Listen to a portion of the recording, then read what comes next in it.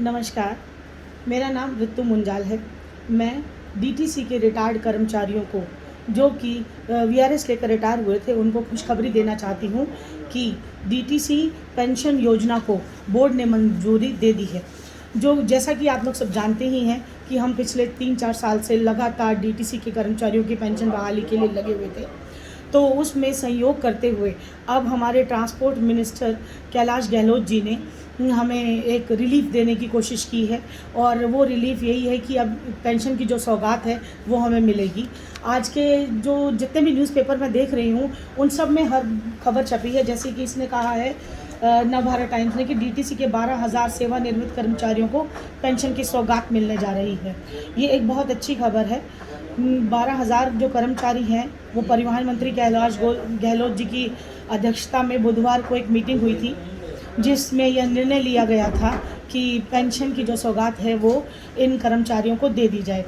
और इसमें यह भी कहा गया कि कर्मचारी जो कि 1981 से नवंबर 1992 तक पेरोल पर थे, 1992 में डीटीसी की पेंशन योजना का विकल्प जिन्होंने नहीं चुना, उन्हें इस योजना में शामिल किया जाएगा। बोर्ड में एक और अहम फैसला भी लिया गया, जिसमें सभी सेवानिवृत्त कर्मचारियों और उनके पात्र आश्रितों को मौजूदा विशेष चिकित्सा योजना का लाभ दिया जाएगा।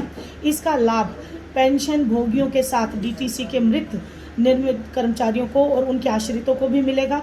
बताया जा रहा है कि इस फैसले से डीटीसी पर प्रति माह 12,000 करोड़ रुपए का अतिरिक्त भार पड़ेगा। डीटीसी की पेंशन योजना को भूतल पर परिवहन मंत्री ने 23 नवंबर 1992 को निगम के कर्मचारियों के लाभ के लिए केंद्र सरकार के कर्मचारियों के समान स्वीकृत किया था। तो ये बहुत अच्छी खुशखबरी है, और उम्मीद करती हूँ कि जो हमारे रिटायर्ड कर्मचारी हैं, उनके साथ साथ और भी जो भी इंसान 60 साल की उम्र से ऊपर हो जाते हैं या वरिष्ठ नागरिक हो जाते हैं, बुज़ुर्गों के लिए हमारी सरकार को सोचना चाहिए, समझना चाहिए। और पेंशन एक ऐसा मुद्दा है, एक ऐसा मसला है जो कि घर घर में होना ज़रूरी है। क्यों एक उम्र बीत जाने के बाद हमें कोई सहारा नहीं मिलता, चाहे हम बहुत बड़े बिजनेस में हों या किसी अच्छी नौकरी पर हों या किसी भी प्रोफाइल में बैठे हों। तो पेंशन तो एक बेसिक नीड है। सुप्रीम कोर्ट ने इस भी बहुत बार कहा कि जीने का अधिकार है, पेंशन जब तक इंसान जीता उसे मिलनी चाहिए। तो चलिए, डीटीसी के कर्मचारी कुछ मेरे पास थे 300 के करीब, जिनको हम लोगों ने उनके लिए बार बार एप्लीकेशंस लिखी, पत्राचार किया, आगे बढ़े, और काफ़ी खबरें भी छपी इस विषय में। और इस पर समाधान की तरफ ले जाते हुए अब परिवहन मंत्री ने जो काम किया है, दैट इज़ एप्रिशिएबल।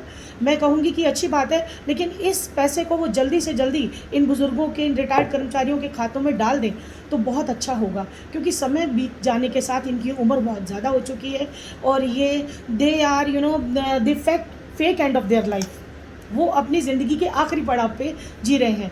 तो मेरा निवेदन यही है दिल्ली सरकार से भी और डीटीसी विभाग से भी, पेंशन सेल से, कि इनको जल्दी से जल्दी इनके खातों में, जो आप खबर दे रहे हैं कि 12,000 लोगों को आप पेंशन दे रहे हैं, जिसमें वो 300 बुज़ुर्ग भी शामिल हैं जिनकी लिस्ट आपके पास पहुंच चुकी है, और आपने समाधान करते हुए इनको पेंशन दे दी है, तो मैंने एक आरटीए भी लगा दी है।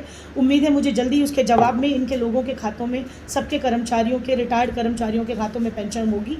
और इसी के साथ ही बहुत बहुत धन्यवाद, और जुड़े रहिए हमारे साथ। नमस्कार, जय हिंद, जय भारत।